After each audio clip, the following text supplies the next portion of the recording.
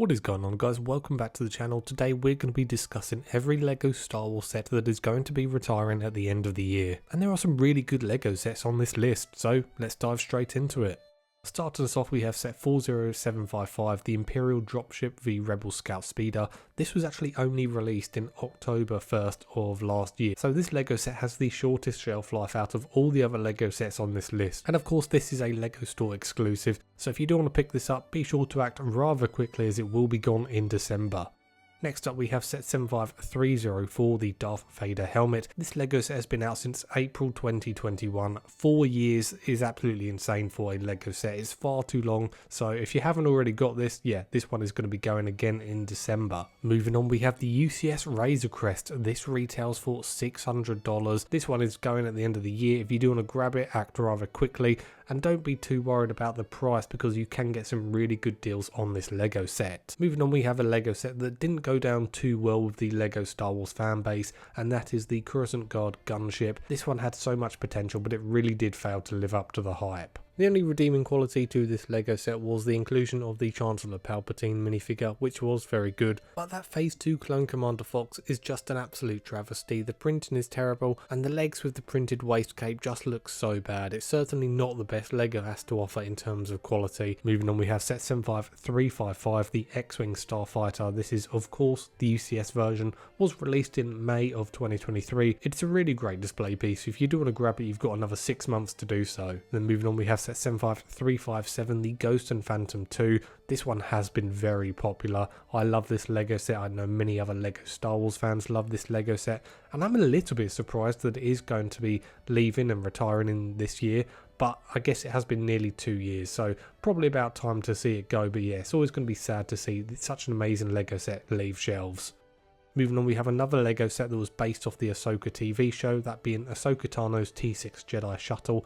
I don't think this one has been as popular as maybe LEGO hoped, because this one has been on sale so much throughout its lifetime. Even in the US, this one has gone as low as $40, so yeah, that one is absolutely crazy, which is rather surprising as I do like the build and it comes with a nice minifigure selection. Moving on, we have the Ambush on Mandalore Battle Pack. The only reason you want to be picking up this LEGO set is if you want to pair it with the Paz Vizsla and Moff Gideon battle, or if you want to build up your army of Mandalore and Imperial Trooper minifigures. Both factions of minifigures are really good. So yeah, I definitely do recommend grabbing this one, and you probably can get some good deals on it as well. Moving on is set 75374, the Onyx Cinder. I think the actual ship and the build is very good. It has some really nice exclusive minifigures, but I don't think it's been that popular. It was based off a TV show that I don't think many people watched.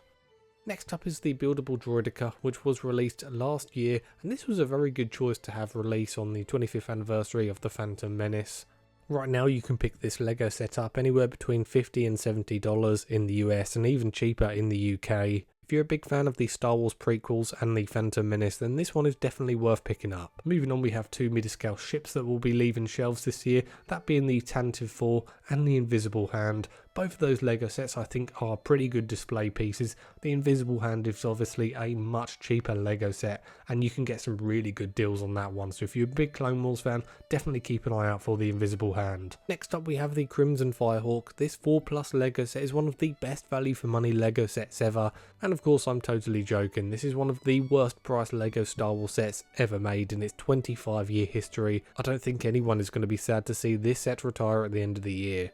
Moving on, we have a really cheap playset, that being the Bark Speeder Escape. This comes with Grogu, Keller and Beck, and two 501st Troopers. I think it's a really nice little LEGO set, and again, you can get some great deals on this set. Then moving on, we have set 75380, the Mos Espa Pod Race diorama. This is the diorama LEGO set that has absolutely blown fans away. It's easily been the most popular diorama LEGO set of all time. And of course, I'm being totally sarcastic. I don't know many people who like this set at all, and I can't wait for this LEGO set to leave our shelves and free up another space that goes to a much more deserved LEGO set. Next up we have the Luke Skywalker mech. This might be a good LEGO set for kids who want a cheap LEGO set to play with, but for me personally, I'm part of the group of fans that thinks that mechs shouldn't really be in the Star Wars theme. They just don't seem to work as well as they do in other LEGO themes like Marvel and Ninjago.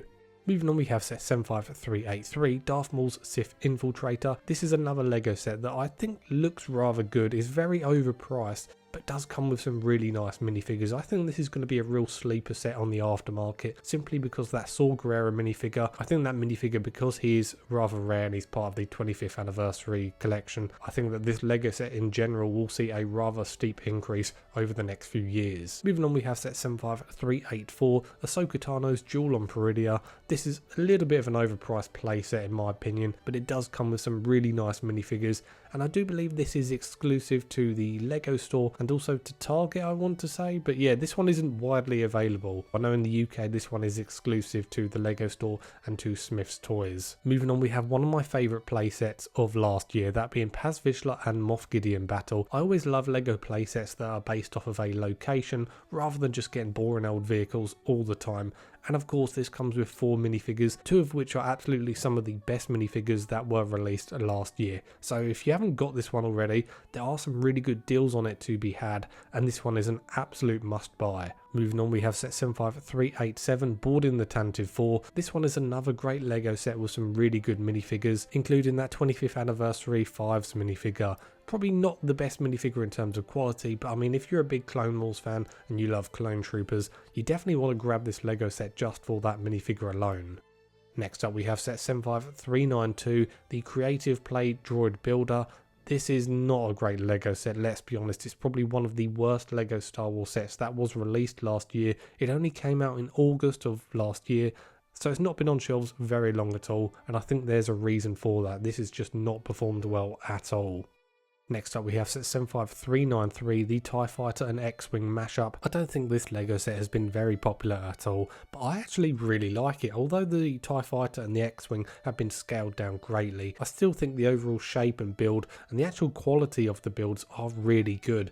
And again, there's some great deals to be had on this one simply because it's not been that popular of a Lego set. So there are some really good deals and discounts you can find on this set.